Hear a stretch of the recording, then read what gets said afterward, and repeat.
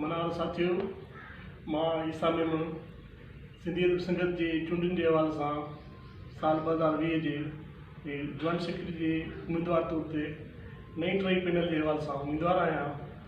अॼु सिंधी संगत के हवाले से हिकिड़ा मुख़्तलिफ़ सवाल मुख़्तलिफ़ ॻाल्हियूं आहिनि उहे तव्हां सां करणु चाहियूं था। सिंधी संगत जैसा असांजी शौरी वाबस्तगी भी है ऐं जज़्बाती वाबस्तगी भी रही है। अॼु सिंधी संगत जे सूरताल में मौजूद है वह सिंधी संगत इन सूरताल इन बुरान मां कीअं निकिरणु खपे इहो हिकिड़ो बुनियादी सवाल जो असां नई ट्राई पैनल तरफ़ां खणी अॻियां तव्हांजे आया आहियूं। सभ खां अॻु में त सम्झणु खपे साइंस जो तमामु सादो उसूल है त बका सिर्फ़ु तब्दीली थी आहे। जेका शइ तब्दील न थींदी वक़्त ऐं हालतुनि मुताबिक़ पाण में तब्दीली न आणींदी उहा शइ कॾहिं बि बका हासिल नथी करे सघे। सिंधी संगत जेका 1947 में क़याम अमल में आयो हुयो 2020 ताईं सिंधी संगत जो तारीख़ वॾो सफ़र कयो आहे।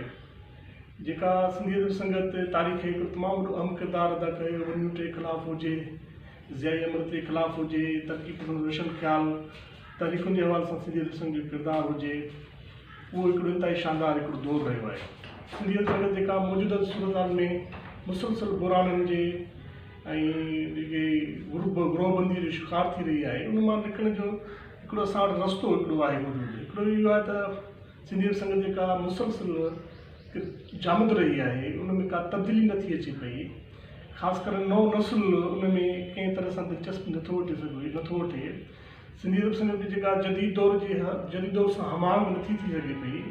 उनजे करे असां सम्झूं था त सिंधी संगत जामद है वो तब्दीली तरफ़ न थी वञे।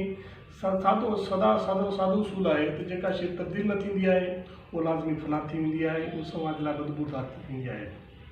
सिंधी संगत जेका तब्दीली नथी थी जदीद दौर सां उन करे सिंधी संगत में बुरान पैदा थिया आहिनि। असीं चाहियूं था त नए नसुल लाइ रस्तो साफ़ कयो वञे, नए नसुल खे हिकिड़ो मौक़ो फ़राहम कयो वञे। जेको नओं नसुल 21वीं सदी जी जदीद तक़ाज़ाउनि खे बि साम्हूं रखे थो पियो। जदीद टेक्नोलॉजी सां बि हुन सां हमाहंगी आहे। जदीद टेक्नोलॉजी मां बि सिंधी संगत खे पंहिंजे दौर में पहुचाए सघे थो जेका जदीद दौर जी तक़ाज़ा भी है ऐं घुर्ज भी है। असां तमामु हिकिड़ी सादी ॻाल्हि इहा बि रखूं था असांजे कंहिंसां बि माज़ी में न इख़्तिलाफ़ रखूं था न रखणु चाहियूं था। छाकाणि त माज़ी में जिन भी किरदारु अदा कयो आहे उन्हनि खे असीं सलामी पेश कयूं था ऐं जिन न कयो आहे उन्हनि ते बि का मयार नथा ॾियूं। असां अयाज़ क़दरी खां वठी रशीद भट्टी खां वठी ताज बलोच खां वठी ताज जोए खां वठी अयाज़ गुल अदल सुमरो यूसुफ सिंधी डॉक्टर ज़ुल्फ़िकार सियार डॉक्टर मुश्ताक फुल खां वठी अमर सुलंगी ताईं जिन भी अदब संगत लाइ पंहिंजो किरदारु अदा कयो आहे असीं उनजी जेको बि उन्हनि कयो आहे उनखे सलामी पेश कंदा। जिन किरदारु अदा न करे सघिया आहिनि उन्हनि ते बि असांखे का मयार न आहे। असीं सिर्फ़ु सादी हिकिड़ी घुर रखूं था, सादी हिकिड़ी ॻाल्हि कयूं था। हीअ पंहिंजी सिंधी अदब संगत नए नसुल ॾांहुं नए टई ॾांहुं मुंतक़िल कयो।